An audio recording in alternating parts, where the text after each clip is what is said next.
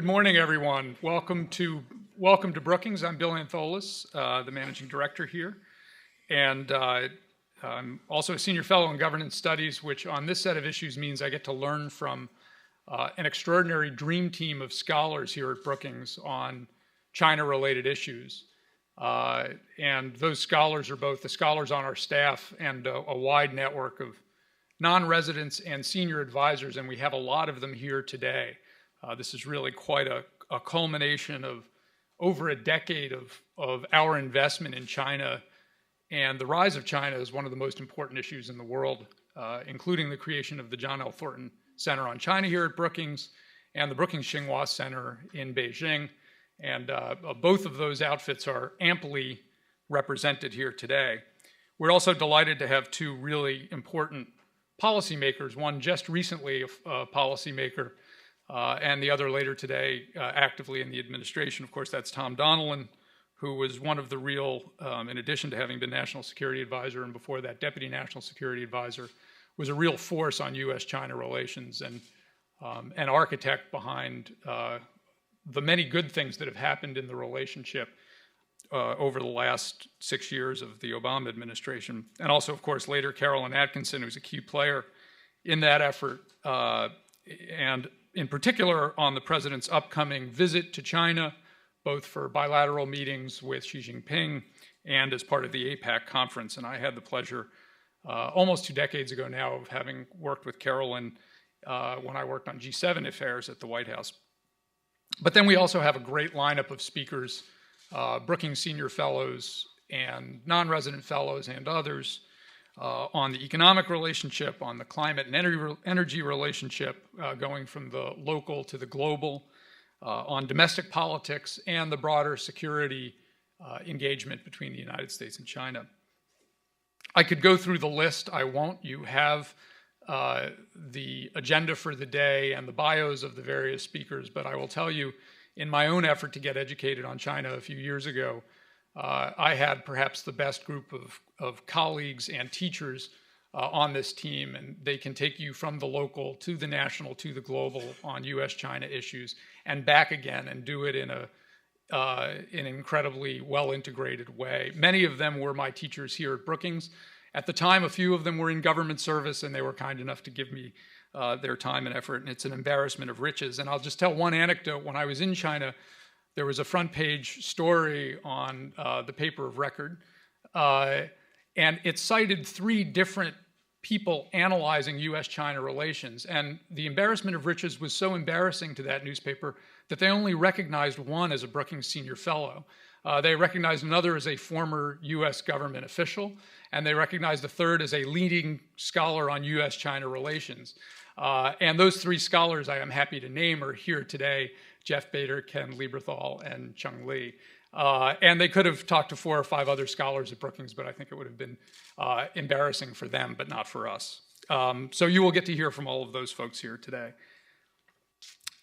Lastly, I do want to thank our 2 leaders on China. First, Chung Lee, who is the director of the John L. Thornton China Center. He's been a great friend and colleague of mine, but he's terrifically well-positioned to lead the center now. He's been doing it for about a half a year, I think, and his understanding of both the United States research on China, but also China itself, having grown up there, and he represents the best of the young, bright leadership here at Brookings, as well as Chi Ye, our director there. Chi Ye was when I was in Beijing almost 3 years ago now, was at Tsinghua as a professor in the School of Public Policy and Management on issues that I have paid attention to, climate and energy issues, and he was a real tutor to me, and we've been delighted that we were able to recruit him to run the Brookings Tsinghua Center.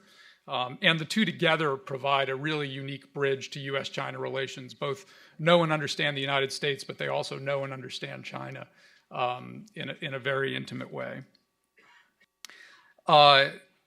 This is also a terrific opportunity in a moment where Xi Jinping has talked about the importance of developing think tanks in China. And while Xi Jinping's style of leadership, which is certainly among certainly a return to a strong centralized approach to leadership in China, also seems to recognize the diversity the innovativeness that think tanks can bring. He's encouraging a globally oriented role for think tanks, and one that promotes research on social issues. And I think the Brookings Xinhua Center in particular over the years, both in previous leaders, but also under Qi Ye's leadership, will be focusing on all of those things. And that's a real opportunity to make a difference on major issues in China and in US-China relations, from urbanization to the reform of their economy, to the restructuring of their energy and environmental systems, and to the US-Chinese security and political relationship. So with that, I'm going to hand it off to Jeff Bader. Jeff was a teacher and mentor of mine when I was in government. When I came to Brookings, he was here and was the first director of the John L. Thornton China Center. He then went back into government and worked with our first speaker today very closely. And we've been lucky enough to lure him back to be at the Thornton Center. And so with that, I'm going to hand it over to Jeff.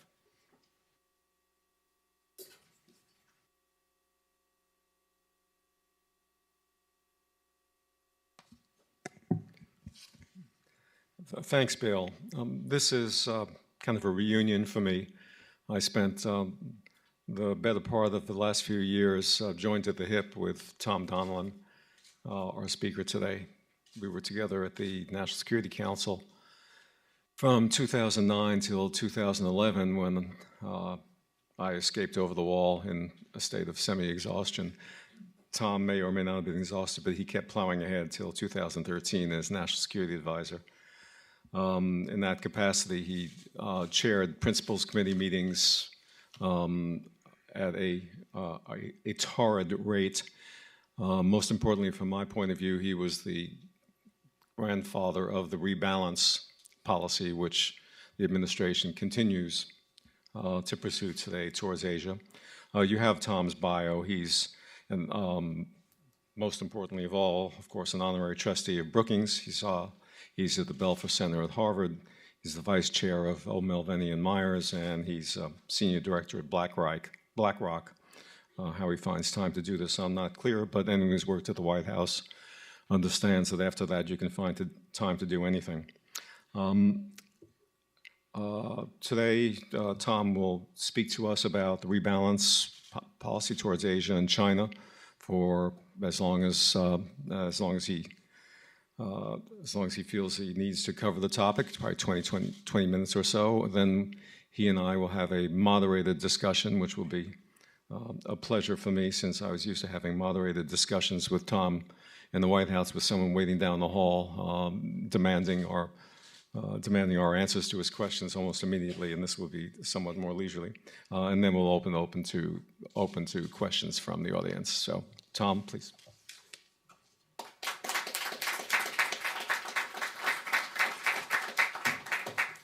Thank you, Jeff. Bill, Chung, great to be here today. Jeff mentioned that we worked together in the Obama administration, and probably in wishing to forget our ages, he forgot to mention that we began working on China and Asia together some 20 years ago in the Clinton administration, where Jeff was really my tutor on all things Asia when I was the chief of staff at the State Department during the Clinton administration. So it's great to be here, Jeff, with you today. He's a wonderful friend and really mentor on these issues. I'm going to spend a few minutes, as Jeff said, talking about the so-called rebalance to Asia, where we are today, what kind of report card I'd give the rebalance, what we need to do going forward, and then spend a few minutes on the President's upcoming trip to Asia. So thanks for inviting me here today. The conference is an excellent opportunity to review the current state of the rebalance and U.S. engagement in Asia, consider some of the challenges and opportunities that lie ahead. And it really couldn't come at a better time, as I referenced. President Obama will travel to Asia later this week to attend the Asia-Pacific Economic Cooperation Summit in Beijing, followed by the East Asia Summit in APEC, the G20 Summit in Australia, and also have an important and extended bilateral meeting with Chinese President Xi Jinping. President Obama's trip, which is his second trip to Asia this year, will serve to highlight and advance the U.S. efforts to rebalance our global posture towards the Asia-Pacific, a region that continues to grow in commercial, political, diplomatic, and military importance. In my judgment, the rebalance, with all of its elements, is the most important geostrategic initiative of the Obama years, and I'll talk about that for a couple of minutes here. As I said, I want to use my time to touch on three areas of the rebalance: its origins and objectives, the state of our efforts to achieve it, and finally how the President's trip will advance it. Let me begin by talking about the origins and objectives of the U.S. rebalance to the Asia-Pacific. Before the start of his first term, during the transition, President Obama directed his national security team to assess U.S. footprint in the world, assess the projection and impact of U.S. power around the world. We asked ourselves during that period where we were overinvested in the world and where we were underinvested.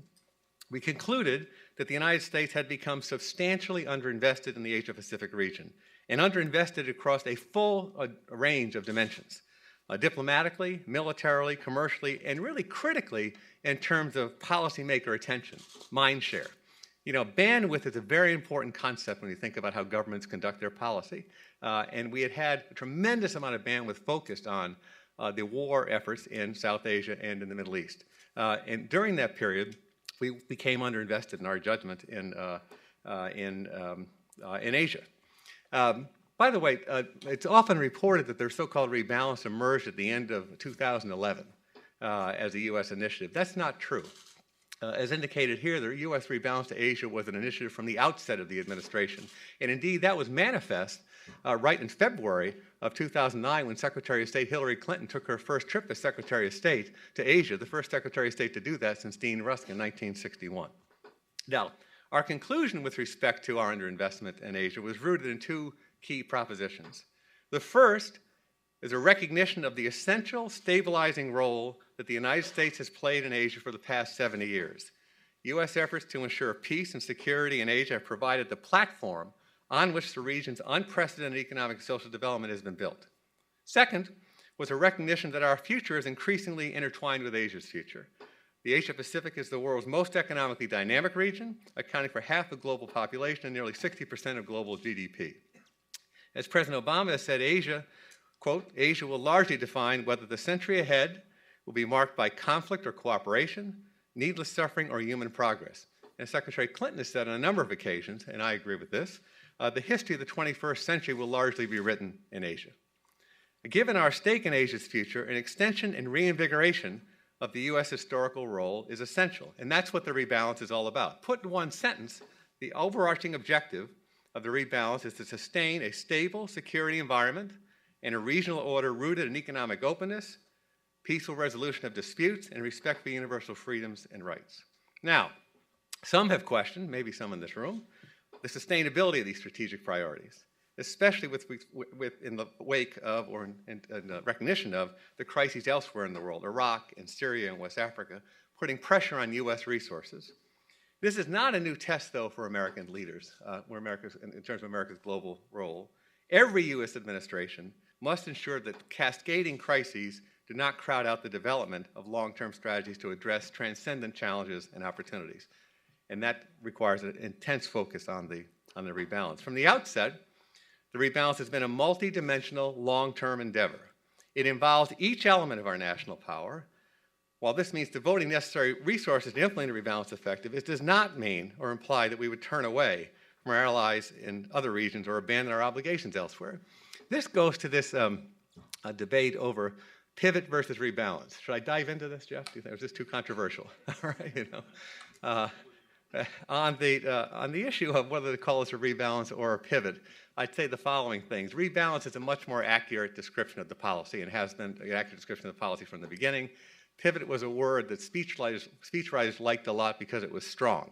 But a more accurate description of what we did, particularly in the wake of reducing our military efforts in the Middle East and in South Asia, was to rebalance resources that freed up to Asia as part of our overall global strategy. Now, the rationale for the rebalance into Asia is as powerful today as ever. Our national interest in Asia's economic rise has never been stronger, and renewed geopolitical rivalries and the reemergence of debates over historical grievances underscore the need for a stabilizing U.S. presence in the region. So, how are we doing? How are we doing in the face of, as I described here, a world that is characterized by an unusually large number of volatile and unstable situations? How are we doing with respect to the rebalance?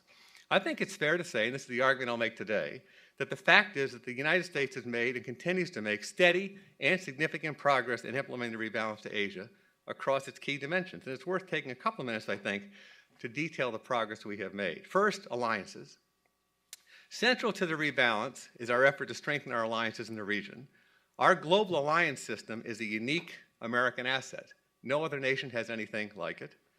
Now, some question the purpose of the U.S. alliance system in Asia.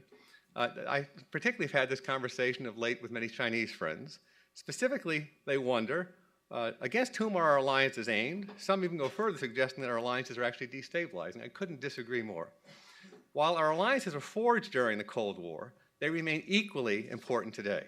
They are the principal means by which the United States engages in Asia. Our alliances are the foundation of the security platform that supports Asia's economic growth by reducing rivalry, ensuring security and stability, and enabling Asian nations to prioritize social and economic development. The fact is this: without the U.S. alliance system in Asia, the region would be less secure, less prosperous, and less free. And indeed, our alliance commitments in Asia are the strongest statement possible of the U.S. long-term commitment. And our alliances in the region have never been stronger. They've garnered great popular support on both sides of the Pacific. A recent survey in the United States has shown that 80% of Americans think of the United States and Japan as partners, and 64% favor a long-term U.S. military presence in South Korea. The U.S.-Japan alliance remains the anchor of security in Northeast Asia. We're currently reviewing the guidelines of our defense cooperation with Japan and expanding the scope of our bilateral cooperation. I think the administration has wisely embraced Japan's new approach to collective security, which will enable both countries to cooperate more closely and effectively across a wide range of undertakings. Now, our alliance with South Korea is no less essential. President Obama has enhanced our partnership with Seoul with an eye towards addressing a range of regional and global challenges we face together, including North Korean aggression and the denuclearization of the Korean Peninsula. President Obama has visited South Korea more than any U.S. president in history. We've also reinforced our enduring alliance with the Philippines. This year, the United States signed an agreement with the Philippines that will improve bilateral coordination by allowing U.S. forces greater access to Philippine bases. Now, one concern of note with respect to alliances in Asia: we must continue to make progress in the Japanese-South Korea relationship and cement a strong trilateral bond among our three countries. The United States has a vital interest in encouraging its two closest allies in Asia to work together. That's why President Obama brought together President Park and President Abe in The Hague last year for their first face-to-face meeting. Our countries know better than anyone the importance of cooperation in the face of regional challenges. These are challenges best addressed with unity of purpose, and while we need to ensure that historical grievances are addressed fairly, we should continue to hold regular trilateral dialogues and signal our shared resolve. And the United States should stand by ready to do all it can to facilitate a healthy trilateral relationship. Next, our security presence. In addition to bolstering our alliances, the United States is implementing a global shift of assets towards the Asia-Pacific. Our efforts to enhance our military presence in the region continues on course despite ongoing budgetary pressures. Now, with respect to the security presence, I'd call your attention to two or three things. Number one, I'd call your attention to the President's Canberra speech before the Australian Parliament in 2011. That really is the fundamental statement with respect to our shift in assets to Asia. Second, the 2012 defense policy statement that we put out that I had a lot to do with in terms of coordinating. And third, look at our budgets. I think you see there a commitment, conceptually, presidential commitment, and in terms of resources to our security presence increasing in Asia. Both the Navy and Air Force will have stationed 60% of their forces in the Asia-Pacific by 2020. The U.S. military is now overseeing the 4 largest construction projects in the Asia-Pacific since the end of the Cold War. We've expanded our force posture in Australia, and we're investing in capabilities and assets and developing the doctrines and approaches that will allow us to meet our defense obligations and responsibilities in Asia. Now, the United States is not only rebalancing to Asia, it's also rebalancing within Asia by enhancing our focus on vital economic and security partners in Southeast Asia. Together, ASEAN nations constitute a region of 600 million people, and it's now the United States' 4th largest trading partner. We are deeply involved in our institutional relationship with ASEAN. The Obama administration has devoted more attention to developing ties in Southeast Asia than any administration in memory. Under President Obama, the United States became the first country outside the organization to appoint an ambassador to ASEAN. I think it's also notable that we are deepening our partnership with Vietnam by advancing our cooperation on counterterrorism and transnational crime and disaster response. and we've recently bolstered Vietnam's ability to patrol its waters by easing a long-standing ban on the sale of lethal weapons. Next, economic architecture. Another vital element of the rebalance involves strengthening Asia's economic architecture. To this end, the United States has a number of efforts underway. First, U.S. leadership in APEC. APEC Forum has helped to make it the foremost arena for multilateral cooperation on economic growth and trade and investment in the region. Second, we're working to develop our bilateral economic partnerships. We've already begun to see the fruits of the KORUS free trade agreement with South Korea. Since the agreement went into force, South Korea has become the United States' sixth largest trading partner. Now, our chief effort is now completing negotiations on the Trans-Pacific Partnership, or TPP. The TPP is the most important trade negotiation underway in the world today, and it is the economic centerpiece of the rebalance. TPP partner countries represent nearly 40% of global GDP and 30% of global trade. Our TPP partners constitute our largest goods and services export market, and the agreement is expected to provide the United States with some $78 billion in annual income. The TPP is designed to embrace all Asians that are willing to accept the rules and obligations of the agreement. But even more important in my judgment is the TPP's strategic impact. This is about U.S. leadership in Asia. The agreement will be a win-win for all the nations involved, but it's a strategic matter, together with negotiations over a free trade pact in Europe, the TTIP. This puts the United States at the center of a great project, writing the rules that will govern the global economy for the next century. An open platform that countries can sign on to, provided they commit to its high standards that will incentivize the spread of free markets and liberal economic principles. There are development aspects, by the way, of the TPP which don't get as much recognition as they should. Mike Froman's recent piece in Foreign Affairs underscores this. The United States' commitment to sustainable and broad-based development, bolstered by rigorous labor and environmental requirements, can help developing countries in the Asia-Pacific alleviate poverty, promote stability, and preserve and expand economic growth. Now, the President is uniquely positioned to further these aims on this trip. His trip to Beijing will allow him to meet with our TPP partners, I hope, on the margins of the APEC summit in Beijing.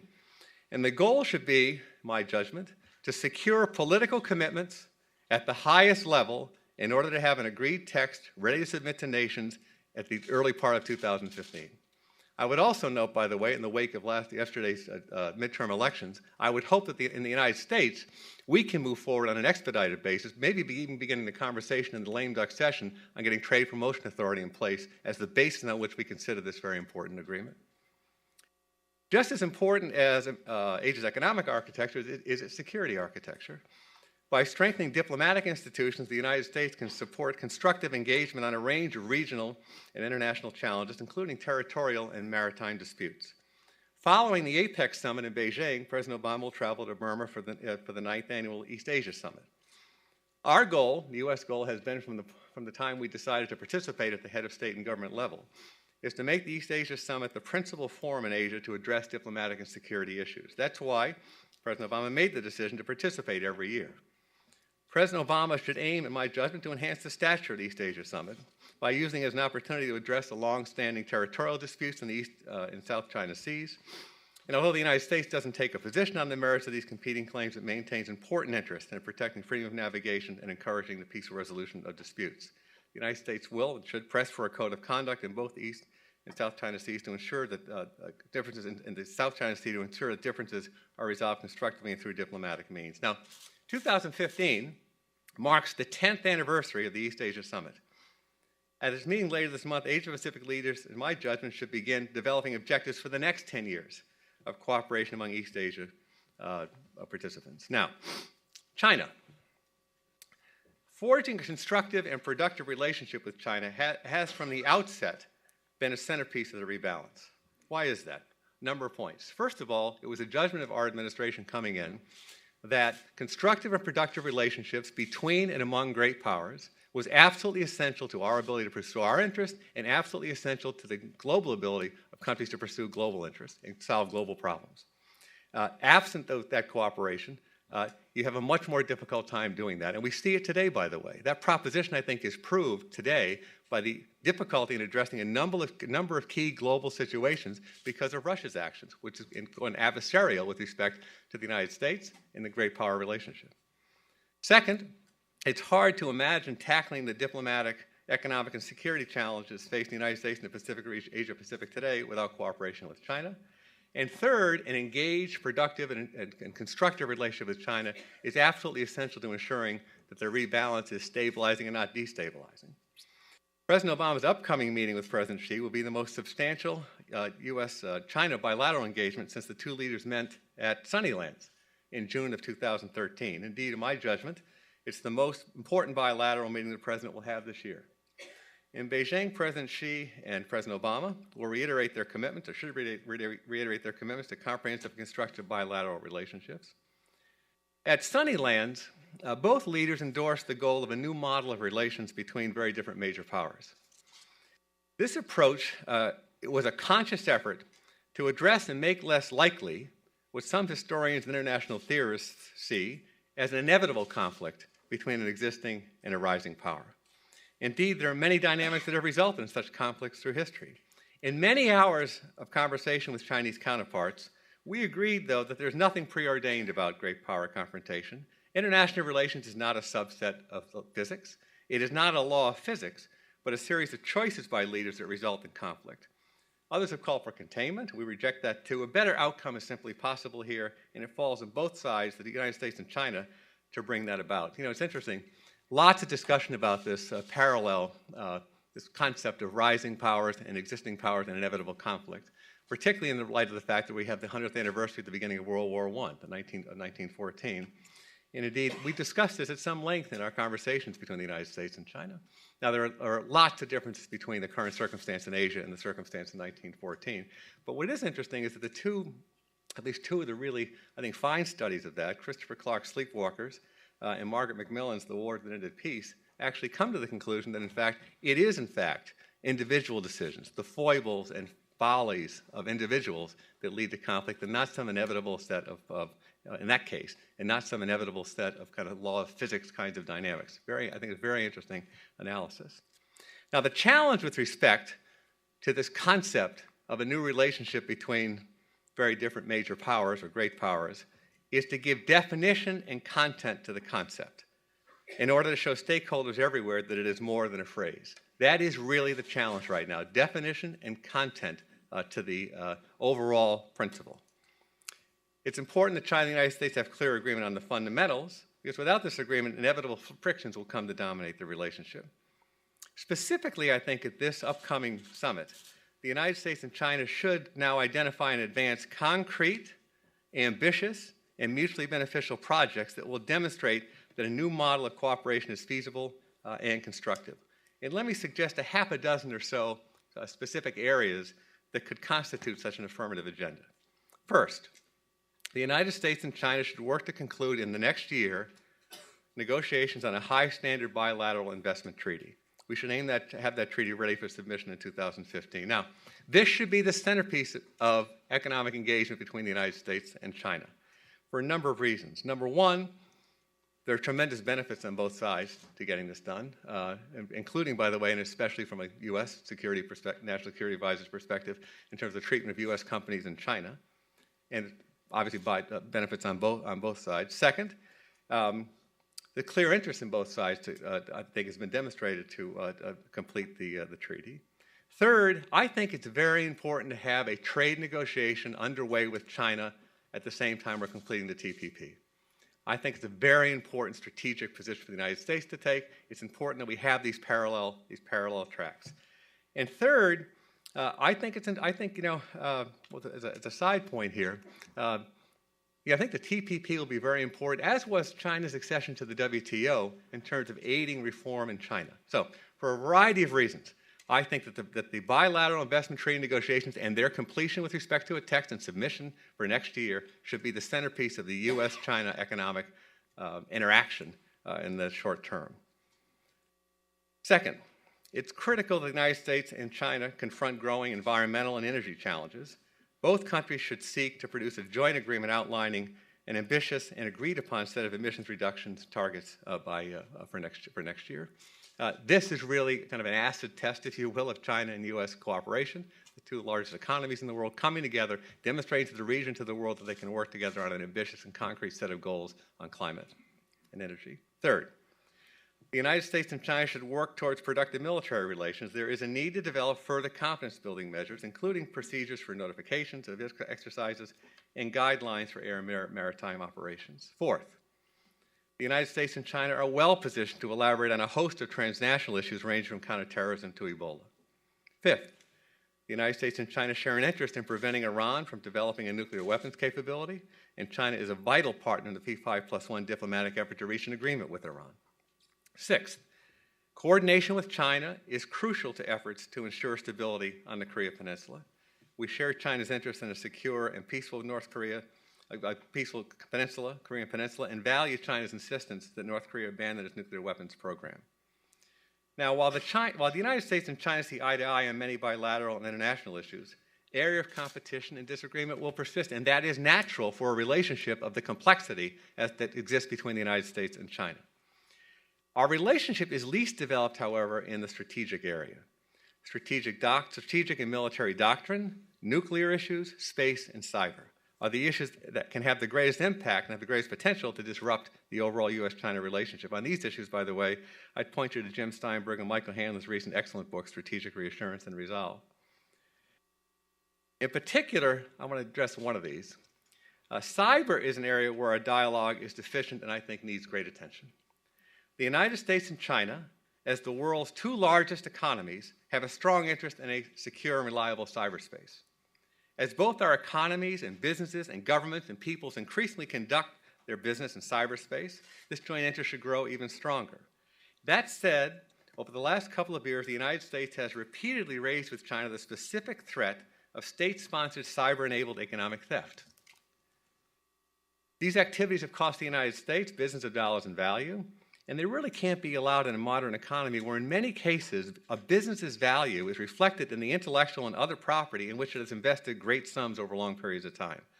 The situation should be addressed in a serious senior level dialogue with the goal of arriving at an agreement and a set of norms. Now, I know that we had a dialogue underway, and in the wake of actions by the United States, China walked out of that dialogue. It's important that we re-engage that dialogue. This is really going to be an issue between the United States and China.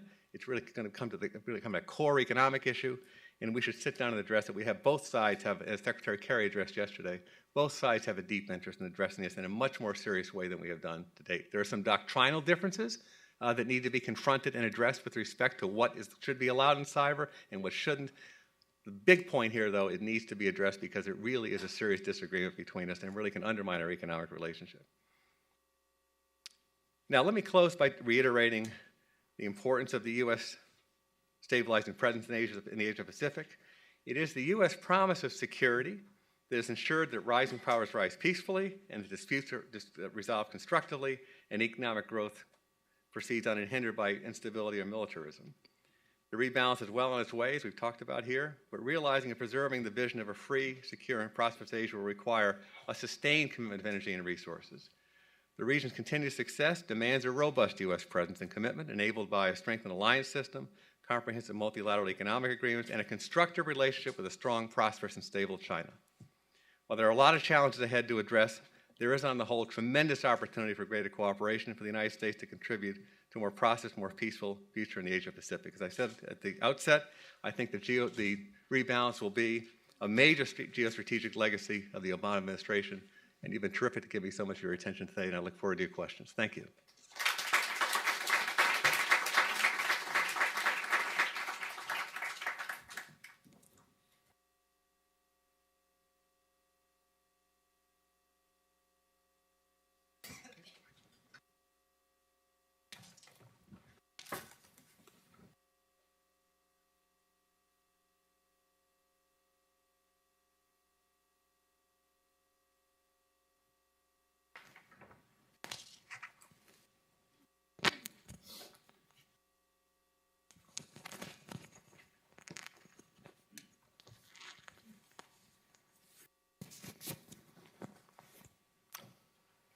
Okay, Tom, thank you. You covered an extraordinary amount of ground in 20 minutes.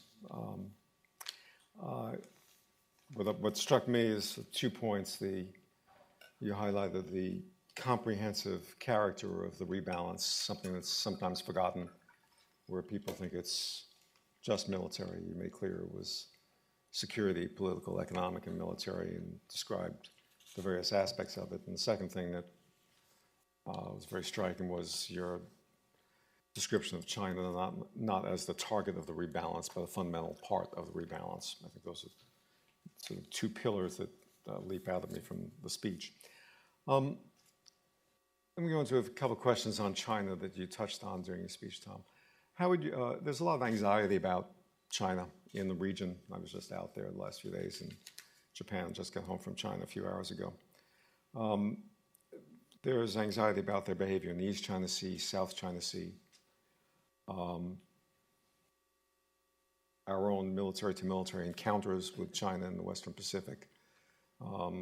Relations across the strait have been pretty solid, but North Korea is always unpredictable. Do you see China's behavior in the region as newly or increasingly assertive and as threatening to U.S. interests, and what do you think we should be doing about it comprehensively and individually? Okay.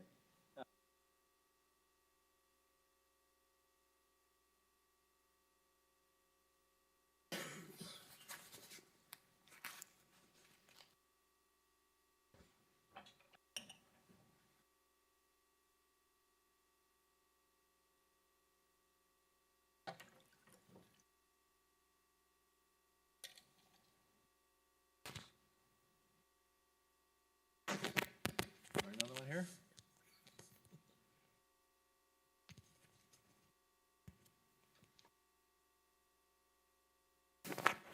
Thank you. All right. Good. Thank you very much. What was your question? Sean Leo, I remember. Now, let me address your question, Jeff. Number one is, I think that from a macro perspective, that a U.S. commitment and presence really is essential to having a stable and secure environment. And again, I address this issue directly of the question arising, what's the purpose of our alliance system in Asia, given that it really did arise out of the Cold War. And it is just the kinds of issues that you're addressing, which is to provide the kind of reassurance and balance, the keeping of our commitments and obligations to ensure a stable and secure Asia. So I think the key point here is the clarity with which the United States communicates and acts to demonstrate its staying power and its ability to meet its commitments and to be a force that's going to be there for a long time. That really is the essential in terms of the, I think in terms of security situation. With respect to this, and then there are specific issues with respect to each of these that you outlined. Obviously in the East China Sea, there are this mix of history and nationalism and unresolved disputes. And it's not obviously in the interest of the United States to have a high level of tension between China and Japan. And hopefully some progress can be made on that, maybe even around the margins of the APEC meeting in China. With respect to the South China Sea, the kind of engagement that I talked about with respect to our committing ourselves to our allies and others, with respect to our pressing principles that we want to see met in the South China Sea, with our reinforcing multilateral organizations to address these issues like ASEAN and the East Asia Summit. I think that's the way forward there. Obviously, China's continuing to try to build step by step a case for its claims in the South China Sea, and does so in some ways which are disruptive and provocative. And our presence there, and through the ways that I talked about, our continued military presence there, our continued insistence on key principles of freedom of navigation, peaceful resolution, our continuing to press for a code of conduct, our support for countries taking absolutely legitimate efforts, for example, in international legal organizations to press claims. Our presence there, our organizing, our reassurance, I think is absolutely key. You know, in military and military relations generally between the United States and China, military and military relations have really been substantially well behind our economic and diplomatic relations with China, and has been this way for a long time. We've made progress, though, I think, on that in the last year or so, frankly. I think the Secretary Hagel and General Dempsey have done a pretty good job of enhancing these military and military relations. We need to do a much better job, though. There really will be no substitute for having these kinds of relationships between our uniformed militaries and working through the kinds of questions that I talked about in my speech. You know, I would say to Chinese counterparts on a number of occasions, We can continue to have these diplomatic dialogues. We'll build out our people-to-people relationships. We will build out our economic relationship. But it will be some miscalculation or mistake someplace that neither of us can correctly pronounce that will take this relationship into a crisis. And trying to prevent that from happening is absolutely essential. And we're still behind on that. We're still behind on that, frankly. I think it's a lot of continuing attention by leaders on both sides. Tom, specifically in the South China Sea, there have been reports that the Chinese have been building some extended airstrips on some of these tiny islands. You have the Second Thomas Shoal, where the Filipinos have this old rusted hulk that they periodically need to resupply. There are activities that are going on, kind of sort of in I guess what you'd call gray zone. Discussion about the possibility of China creating an ADIZ in the South China Sea, which does not seem to be on the horizon but could come someday. What tools does the U.S. have at its disposal to deal with these? I mean, how important are these? Or are these primarily are responses primarily diplomatic, political? Are there military dimensions to our possible responses?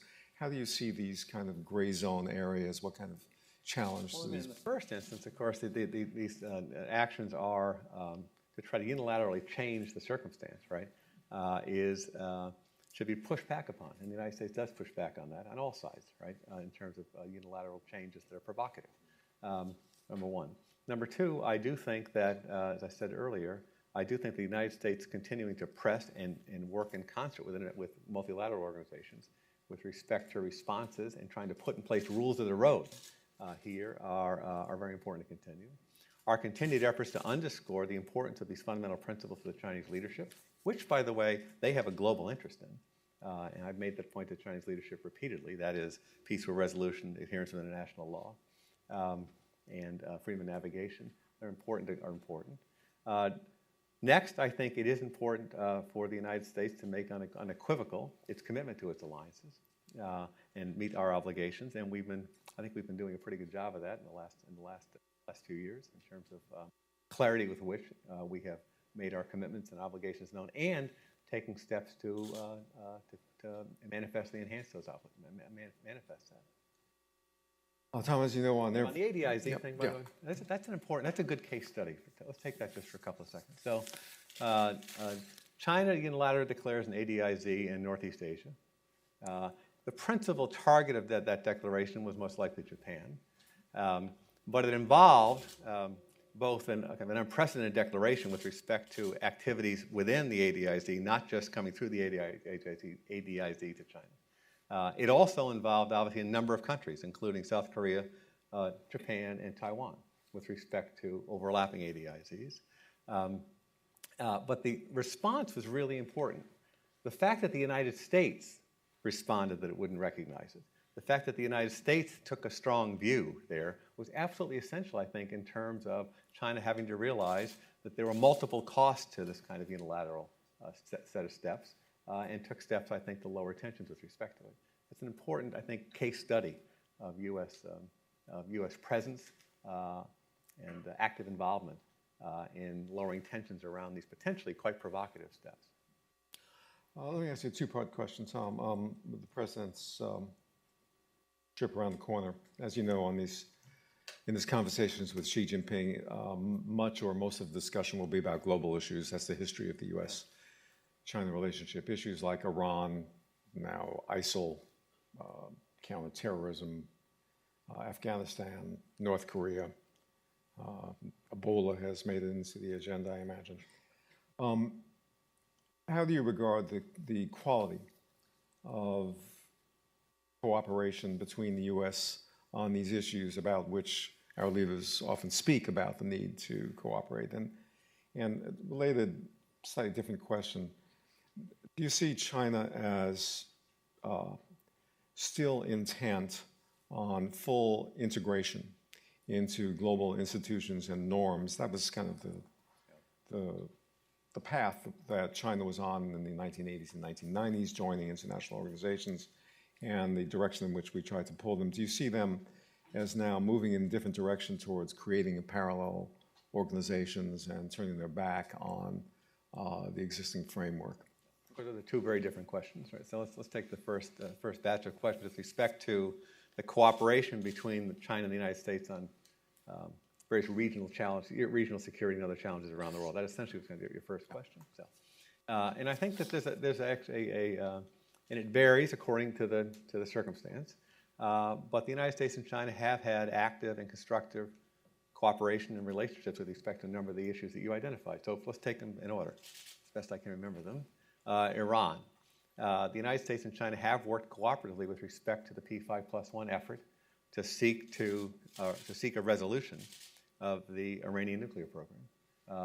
China has been an active and constructive member of the P5+1. China has acted in accord with the UN Security Council resolutions, and I think it's been a positive player with respect to seeking a resolution of the Iranian circumstance. And of course, China shares an interest with the United States in this. Obviously, China and the United States have a deeply shared interest in avoiding a military conflict and deep and severe destabilization in the Middle East. And China's interest in that is growing. As the United States' reliance on energy from the Middle East is going like this, given the extraordinary story of our energy developments in the last 5 years, China's reliance on Middle East oil and other forms of energy is going like this. So we have a shared interest, I think, in a stable Persian Gulf. We have a shared interest, I think, in not seeing Iran developing nuclear weapons. So we've had good cooperation with respect to that, I think. With respect to North Korea, we've also worked very closely together. The United States continues, I think, to believe correctly that China can take additional steps to push North Korea in the direction of a constructive negotiation with the international community on their nuclear issues. But we have worked together on a number of occasions with respect to North Korea, including China's efforts to head off provocations by the North Koreans. I think we have a ways to go here, but it's certainly that's a big topic between President Obama and President Xi for this summit. With respect to Afghanistan, I think we are underway a number of projects for the post-December 31st, 2014 phase in Afghanistan. On Syria and Iraq, at the United Nations, China continues to work in cooperation with Russia. I think with respect to Syria, that's been a mistake. Frankly, the inability of the international community, it's what I talked about earlier with respect to this principle that we had in place at the beginning of the administration, that constructive and productive relationships between and among the great powers is the platform on which you can address a number of these global issues. And absent that, it is exceedingly difficult. That's what's going on in Syria, and China has not broken with Russia with respect to Syria. So, I think on balance, with respect to a number of these issues around the world that you laid out, that we have had this is varied, but I think generally constructive cooperation with China on the ones that you set forth. On your second part of your question, was essentially, as I heard it, was is China still invested in becoming a member of the broad set of international organizations and politics and economics, or is it developing a parallel set of institutions and approaches? I think I'd say 3 or 4 things about that. Number one, China has been a huge beneficiary of its integration into the international organizations, especially the economic organizations in the world. I think that's a fair point. I mean, China's integration into the WTO was a strong force for reform within China, and it has been one of the keys to its progress. And I think it's also been beneficial for the world generally. So it's been a big beneficiary of that kind of integration. And by the way, this integration has been a strategic policy goal of the United States through 7 presidencies. Next comes the question, what next? Right? As China becomes a more powerful nation, becomes a more economically stronger nation, where does it want to go with respect to its continued cooperation in these organizations? Is in the phrase of some of the policymakers, are they going to be a rules taker or a rules maker going forward? I don't think that China has a strategic interest in kind of turning over the apple cart here and having some fundamental change in the international organizations. But you will find a country as it emerges to start to pursue organizations that it thinks better reflects its interests. And you've seen some of that. You've seen the development of the BRICS Bank. You've seen the development of the proposal of the Asia Infrastructure Investment Fund. You've seen the Shanghai Cooperation Organization Fund initiative.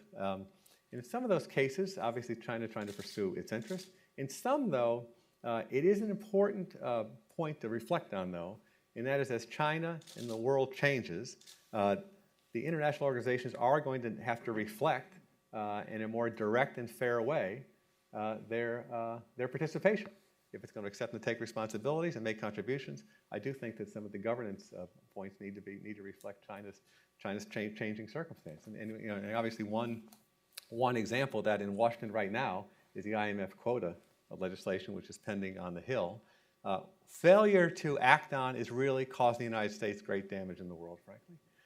And if we, it's interesting, Jeff Dyer's book, The Conflict of the Century, I think it's called, which is a terrific book, makes the point that it's an odd fact that these institutions that the United States built after World War II, and which have advanced U.S. interests and principles and values all over the world, are unpopular here and don't get the level of support that they deserve in our own interest. And to the extent that we don't support them and we don't work on their evolution, we're going to see efforts like those by China to build parallel institutions. Is that clear enough? It was terrific. It was very clear. Chung, do you think we have time for a few questions? Or? Okay. We have a few questions in the audience. If you'll please wait for a mic to come around and then identify yourself and ask your question over here. Briefly, please. Be kind. Hi, Chen Wei Hua, China Daily. Yeah, you taught the beauty of the rebalance strategy, and also you mentioned the strategic relationship is the least developed. So the reality on the ground seems to be that the rebalance strategy also, is the source of many of the tensions with China in the last few years. And the Chinese has, deep suspicion about U.S. trying to use this as a rallying its alliance. China is a non-alliance country and has a non-alliance policy. So how, the rebalance policy has been rebalanced over the years, from the overemphasis on military component. So how do you think this rebalance policy should be further rebalanced to make it a better sell to the Chinese and to make Chinese feel it's actually balanced? Thank you. Great, thank you. Let me say 3 or 4 things about that. Number one, we have had, and I've personally conducted many conversations with senior Chinese leadership about what the rebalance is and what it isn't. And the rebalance is not an effort to contain or constrain or encircle China. We know what containment looks like in the United States. We executed a containment strategy for half a century, and containment does not look like having a $500 billion a year economic relationship with the supposed target of your containment. What the rebalance is about, as I said earlier, is about building a platform and continuing our efforts to reassure so that, in fact, China's rise can be peaceful and that we continue to have social and economic development across Asia. And it's our observation and our belief that our doing that over the last 7 years has been tremendously constructive. And I think based on the circumstances we analyze them going into the future, it will continue to be absolutely essential and constructive to see a continuation of Asia's economic and social development. First. Second, is that, as Jeff pointed out, the rebalance does have, the military aspects of the rebalance are just one part and maybe not the major part right now of the rebalance. And in fact, it is very much about diplomatic engagement, building institutions and architecture and security and diplomatic areas, such as the East Asia Summit, and it's very much about economics. Now, the TPP is the current thrust of the rebalance for the United States. A dozen nations. It doesn't currently include China. But as I argued, I think that ultimately that actually is an important force for reform in China ultimately. In addition, as I said, I think we should be pursuing with China a bilateral investment treaty so we have an important economic engagement with China in parallel to the TPP. But the point being that the rebalance is not essentially or centrally a military exercise, but rather a comprehensive exercise that include lots of non-military aspects, especially economics. We have time for one more question on the left here.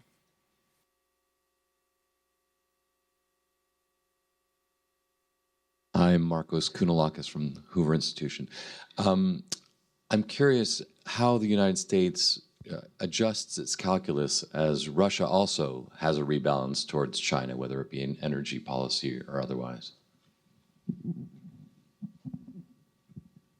Well, in Asia, I don't, I think the rebalance in all its elements continue to be the right strategy. Now, what you're talking about, Marcos, is basically a set of moves by Russia, particularly in the wake of sanctions on Russia and in the wake of its incursion into Ukraine, and Russia looking for alternative markets and sources of financing.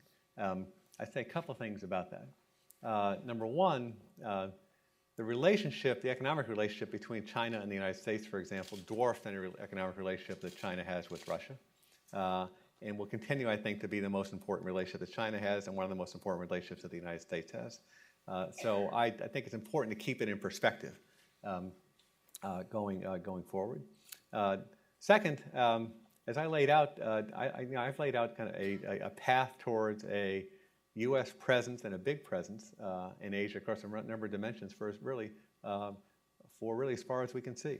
And I think that continues to be the right strategy, regardless of what might be the issue of the moment, like the sanctions on Ukraine, which caused Russia to try to turn to China for, as I said, markets and for economic support. The key relationships remain the same, and the scale of them, I think, is a really important thing to reflect on. Thank you so much, Tom. I think we've used our hour extremely well, covered a tremendous amount of ground, said a lot of very interesting things and some things that were new to me as well, as much as we've talked in the past.